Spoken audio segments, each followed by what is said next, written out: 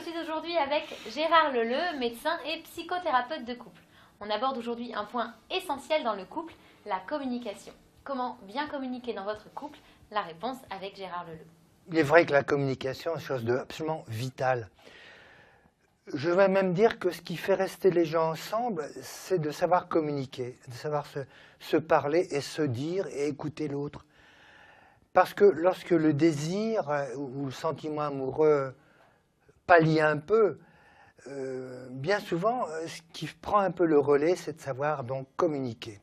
Alors communiquer, oui, c'est tellement important que lorsque les femmes se séparent d'un homme, et je vous rappelle que 75% des séparations sont initiées par la femme, et que dit-elle comme argument pour se séparer?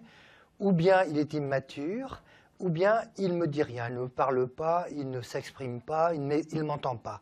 Donc c'est pour dire que la communication est centrale dans le couple.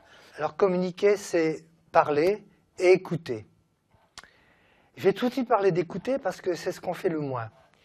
Bien souvent, on écoute à peine ce que l'autre dit, son développement, et puis on s'arrête sur un mot, sur une phrase, et puis on réplique.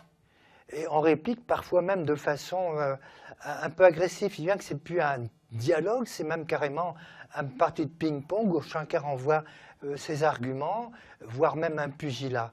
Donc écouter, c'est formidable, c'est essentiel. Alors écouter, dans écouter, il faut écouter aussi bien. Hein, il faut écouter et entendre. Donc écouter sans déformer. Bien souvent, on déforme les choses qui sont dites.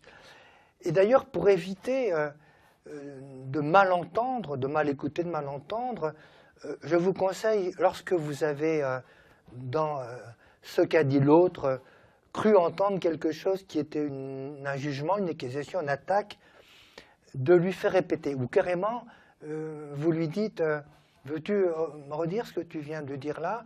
Ou bien vous lui dites, tu as bien dit que j'étais dépensière, donc vous reformulez ce qu'il vient de dire. Alors, donc vous ne partez pas inutilement sur des choses qui n'ont pas été dites, qui ne sont pas des attaques.